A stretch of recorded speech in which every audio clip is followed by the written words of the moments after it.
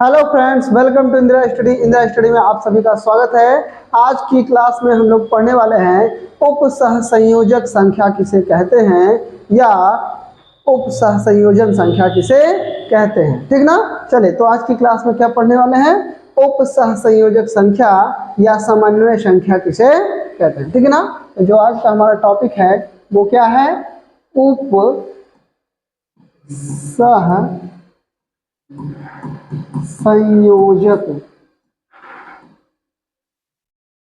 संख्या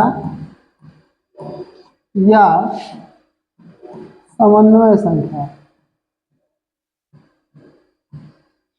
उपसहसंयोजक संख्या या समन्वय संख्या। ठीक है। आज का जो हमारा टॉपिक है वो है उपसहसंयोजक संख्या या समन्वय संख्या। तो चलिए जानते हैं कि उपसहसंयोजक संख्या या समन्वय संख्या किसे कहते हैं। ठीक ना। आइए देखते हैं कि उपसहसंयोजक संख्या या समन्वय संख्या किसे कहते हैं। ठीक ना।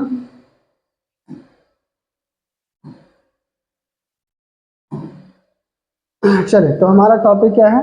उपसहसंयोजक संख्या या समन्वय संख्या। ठीक है। तो हमने बताया था ना। चलिए जानते हैं कि उपसहसंयोजक संख्या किसे कहते हैं।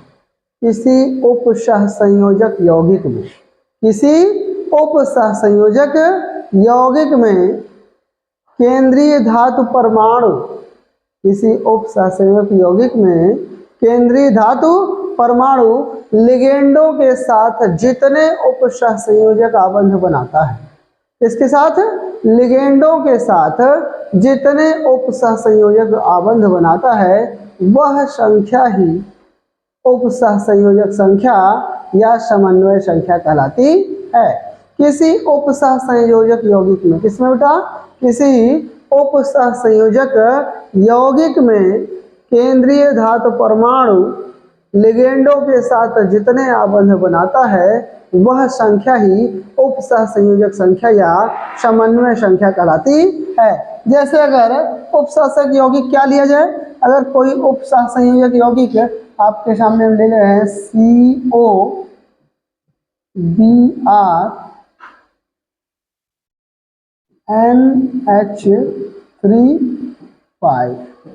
COBr NH3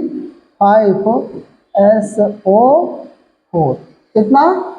COBr NH3 5SO4। ये आपके सामने देखिए एक उपसहसंयोजक यौगिक लिया गया है। अब इसमें देखते हैं इस उपसहसंयोजक यौगिक का केंद्रीय धातु परमाणु लिगेंडों के साथ कितने उपसहसंयोजक आबंध बना रहा है और वही संख्या उसकी उपसहसंयोजक संख्या या समन्वय संख्या कहलाती है। ठीक ना। चलिए बेटा देखिए, तो CO की अगर बात करें तो CO केंद्रीय धातु परमाणु है।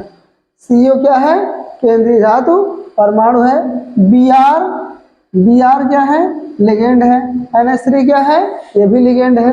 ठीक है। तो चलिए देखते हैं Br, एक ठो Br जोड़ दीजिए, एक ठो क्या कर दिए? Br जोड़ दीजिए। ठीक है।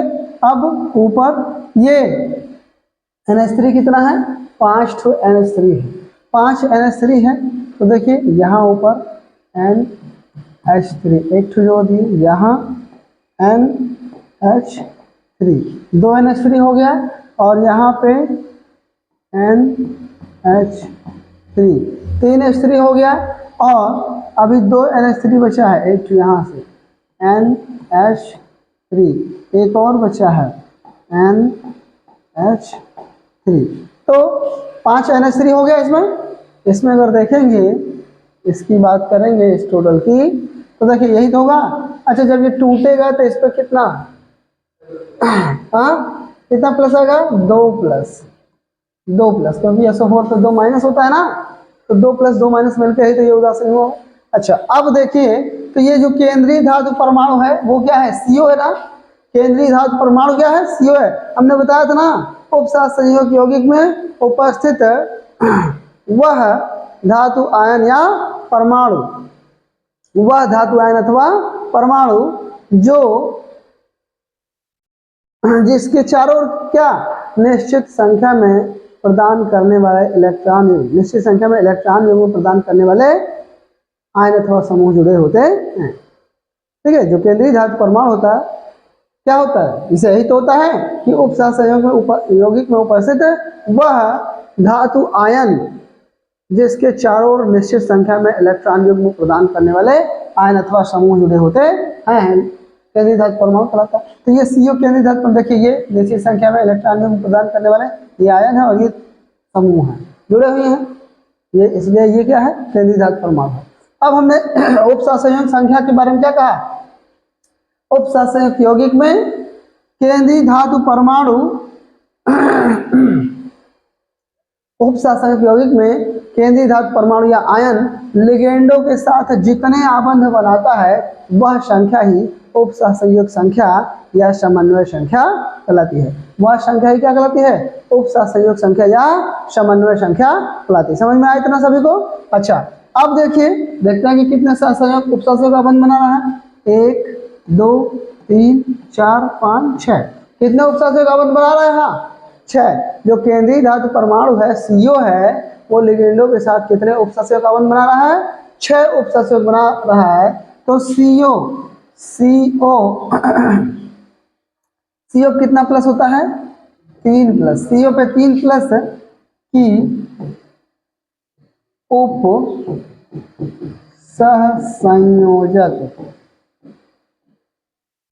सहसंयोजक संख्या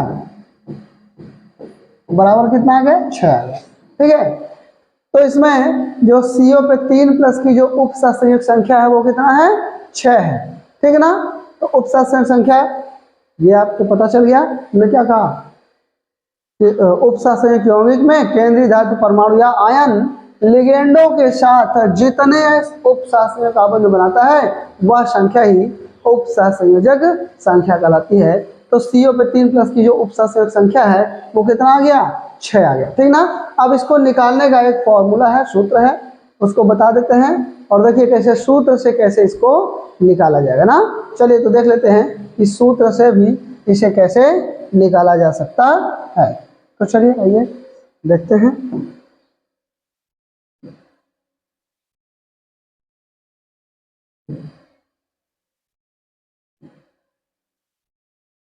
ये आपका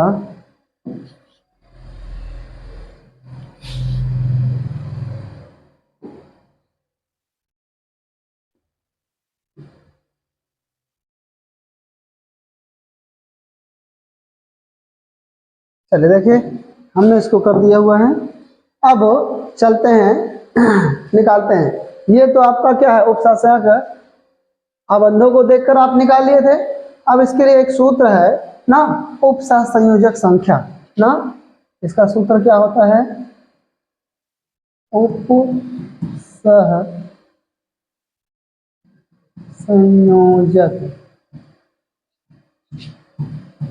संख्या बराबर क्या होता है,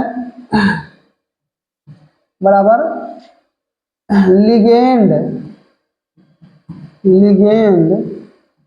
की धनतुकता, लिगेंड की धनतुकता गुणे लिगेंडों की संख्या, गुणे लिगेंडों की संख्या।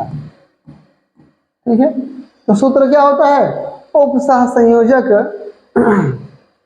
संख्या बराबर क्या होता है, लिगेंड की धनतुकता गुणे लिगेंडों की संख्या। अब लिगेंड की धनतुकता क्या होती है, लिगेंड की धनतुकता क्या होती है, लिगेंड पर उपस्थित कुल आवेश को ही लिगेंड की क्या कहते हैं, धनतुकता कहते हैं ना। ये जो लिगेंड की धनतुकता है ये आपका ना, ये ठीक है, ये लिगेंड की धनतुकता किसे कहते हैं, लिगेंड पर उपस्थित कुल आवेश को ही लिगेंड की धनतुकता कहते हैं। ठीक ना, तो अगर इस लिगेंड की बात किया जाए तो यहाँ पे देखिए जो COBr NH3 है, तो Br पे क्या होता है, 1 माइनस होता है और NH3 बेटा उदासीन होता है। NH3 क्या है, ये समूह है, ये क्या होता है, उदासीन होता है। और लिगेंड की कुल धनतुकता कहें तो कितना होगा, धनतुकता कितनी है, एक है। यहाँ पर लिगेंड की दंतुकता कितनी है? एक है, क्योंकि हमने कहा कि Br, ये देखिए हाइड्रोजन परिवार का तत्व है FCl Br होता है कि नहीं होता है, और सभी पे एक माइनस होता है, तो Br पे भी क्या होता है? एक माइनस होता है, यानी आवेश कितना है? एक है। और NH3 क्या है? एक उदासीन है, ये तो उदासीन होता है, यानी एक यह समूह है, यह एक क्या है? समूह है, यानी ओवरऑल कुल आवेश कितना है? एक है। जब आवेश एक है यानी लिगेंड पर उपस्थित कुल आवेश कितना है? एक है, तो लिगेंड की दंतुकता कितनी हुई?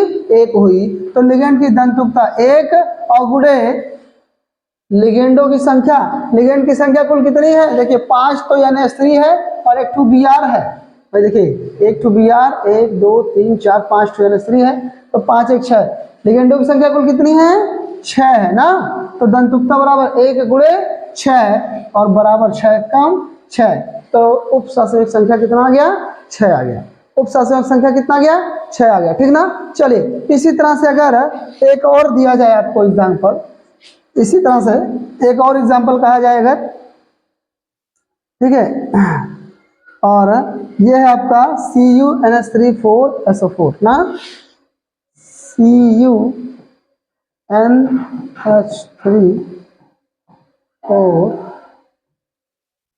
और SO4 ये है। अगर इसमें लिगेंड की दंतुकता निकालना है, क्या करना है? इसमें लिगेंड की दंतुकता निकालना है, तो जल्दी से जल्दी फटाफट निकाल के बताइए कि लिगेंड की दंतुकता क्या होगी और उपसंयोजक संख्या इसकी क्या होगी ना।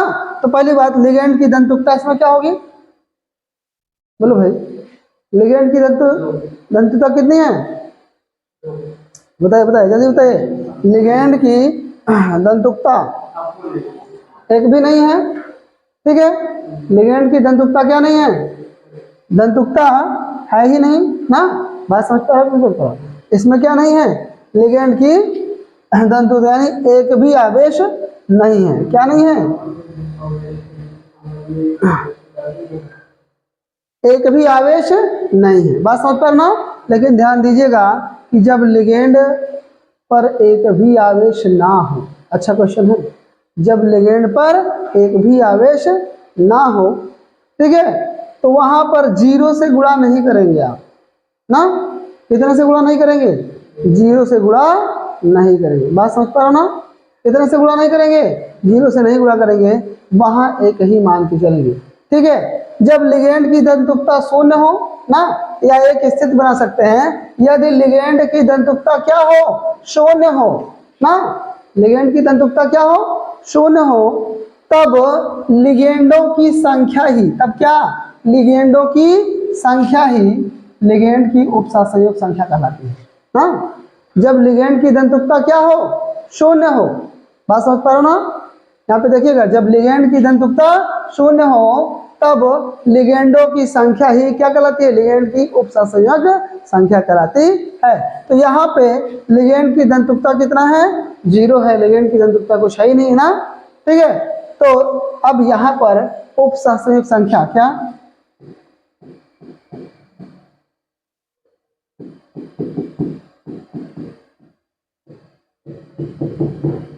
उपसंयोजक संख्या किसकी? Cu की। Cu की उपसंयोजक संख्या बराबर कितना हो जाएगा? बराबर कितना हो जाएगा? 4 हो जाएगा। कितना हो जाएगा? 4 हो जाएगा। कितना हो जाएगा? 4, ठीक है। आगे बस में हमने क्या कहा? इसकी स्थिति बना लीजिए, अगर लिगेंड की दंतुकता क्या हो? जब शून्य हो। यही गलती करते हैं बच्चे ना। अरे भाई गलती करोगे कि नहीं करोगे? जब लिगेंड की दंतुकता शून्य आएगी तो सीधा क्या रख दो? 0 रख दोगे, और 0 गुणे 4 करोगे तो कितना हो जाएगा? 0 हो जाएगा। लेकिन जो परिभाषा बताया गया था वो क्या था? उपसहसंयोजक यौगिक में उपस्थित, उपसंयोजक यौगिक में उपस्थित केंद्रीय धातु परमाणु या आयन लिगेंडों के साथ जितने उपसंयोजक आबंध बनाता है वह संख्या ही इसकी उपसंयोजक संख्या कहलाती है, ठीक है ना। यही गलती सब लोग करते हैं, ठीक है। अगर लिगेंड की दंतुकता क्या हो गया? शून्य हो गया, तो कभी ये मत सोचिएगा कि उसका उपसंयोजक संख्या शून्य हो जाए, यानी ये कभी आबंध नहीं मिलेगा, ऐसा तो हो नहीं सकता है ना, ठीक है। तो इस स्थिति में जो लिगेंड की संख्या होती है वही उसकी उपसंयोजक संख्या कहलाती है, ठीक ना। अर्थात Cu की उप सहसंयोजक संख्या कितनी हो जाएगी, यहाँ से 4 हो जाएगी। समझ में आया सभी को, क्लियर हो गया। चलिए मजा आया तो लाइक और शेयर करिएगा, साथ ही साथ जिन बच्चों ने अभी तक चैनल को सब्सक्राइब नहीं किया तो चैनल को सब्सक्राइब करिए। धन्यवाद।